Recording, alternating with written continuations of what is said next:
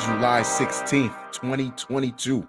Halfcast 326, episode 326. Let's go. Of course, I have a few things to share with you guys. An evening of reflection. Shall we?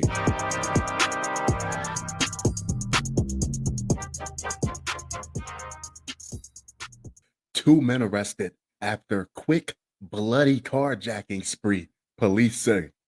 I always thought that if someone went on a spree, it meant that whatever they were doing, it was for an extended period of time.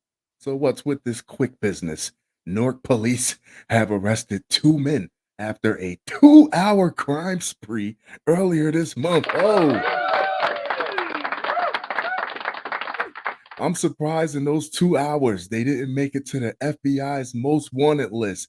A 2-hour crime spree earlier this month. 2 hours is like a trip to the bodega and back this month that included 3 stabbings and 2 carjackings in the Ironbound section, officials said. Marvin Omar Benitez Argueta, 24 of Newark, and Miguel Granados Cabrera, 21 of Linden, were arrested Wednesday and charged with aggravated assault, unlawful possession of a weapon for an unlawful purpose, conspiracy, and robbery, police said.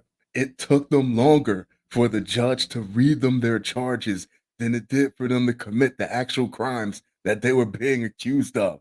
At about 3 a.m. on July 8th, 3 men, including Benitez Argueta and Granados Cabrera, chased a fourth after a fight in a nearby restaurant. Police said the victim was stabbed and his cell phone was stolen. Steal the tracking device, right? Put it in your pocket. About 20 minutes later, and a third of a mile away, 3 men, including Benitez Argueta and Granados Cabrera, pulled a man parked on Oliver Street out of his car, stabbed him, and stole his car, wallet, and keys. Police said the victim was taken to University Hospital 2 hours later and just over a half a mile away. Oh, they're covering ground.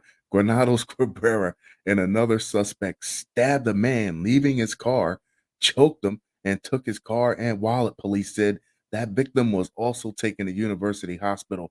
Police said all 3 victims were in stable condition.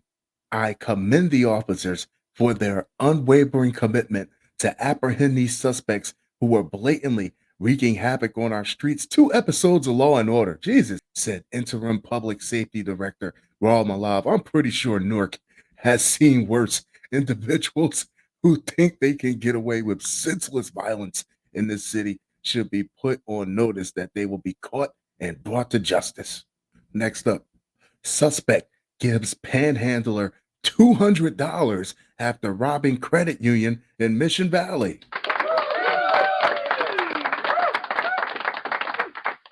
I wonder which cop drew the short straw and had to confiscate that $200 as evidence. A man robbed a credit union in Mission Valley Friday, then gave a panhandler $200, police said. Here you go, buy yourself something nice. The robbery occurred at 5:30 p.m. at the Navy Federal Credit Union branch at 8660 Rio San Diego Drive. The man used a demand note to rob the credit union of an undisclosed amount of cash, San Diego police officer Darius Jamsechi said. A tracking device from the bank led officers to a man in the area of the robbery who was in possession of some of the stolen cash, Jamsechi said. If that man gave that panhandler the money that was marked with the tracking device on purpose, that's goddamn genius. Because as of now, as of the time I'm reading this article, they still haven't got this guy. The panhandler said a man approached him while he was holding a sign asking for spare change and asked, "Hey, buddy, do you need some money?" and said, "Here's a couple bucks," and then gave him the money. NBC7 reported. This panhandler is a little bit too chatty with the police for me. That's why you can't do nothing nice for nobody.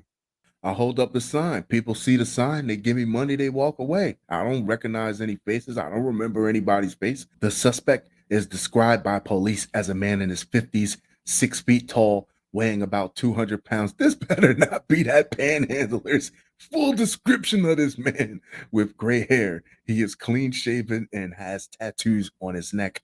NBC7 reported that based on the suspect description, police believe the same man may have also robbed the San Diego County Credit Union branch in Mission Valley Tuesday.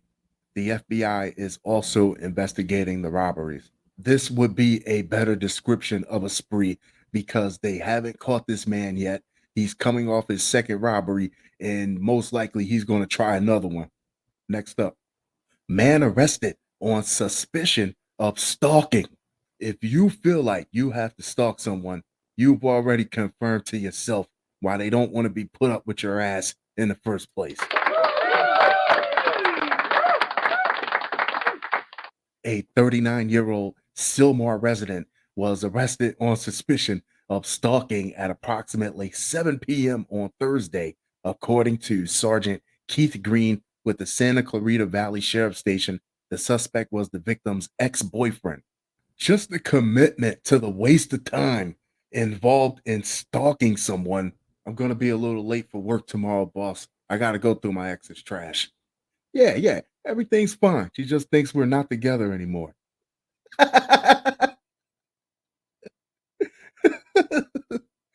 The suspect has numerous cases of domestic violence and restraining order violations and has been harassing the victim since 2014. Said Green, 2014, let it go. At this point, she's not the one that got away. She's the one that's still trying to get away. He is continuing to violate restraining orders and found the ex girlfriend, even though she moved away to avoid him. This definitely sounds like a case where someone should have a gun. This man does not respect the restraining order. And if he wants to get you, the legal ramifications of a restraining order means nothing to him. It's just a piece of paper. The man was arrested somewhere in Santa Clarita, but the exact location of the arrest has not been provided by the SCV Sheriff Station at the time of this publication. The man's bail has been set at $150,000 and he was booked into the SCV Sheriff Station. Green said the matter is under investigation and that no further information is available at the time of this publication.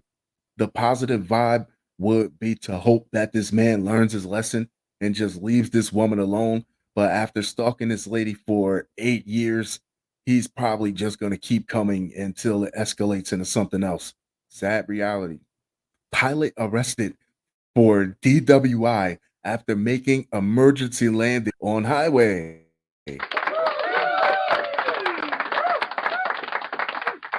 But did you die though? A pilot who landed his plane on a Missouri highway early Friday after running out of fuel was arrested for allegedly flying while intoxicated. Authorities said, if I don't drink and fly, how the hell I'm going to get home?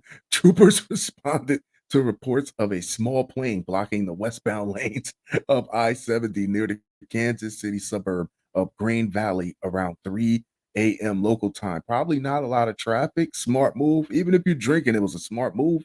Interstate 70 westbound lanes blocked by an aircraft, Missouri State Highway Patrol tweeted while warning commuters to expect delays.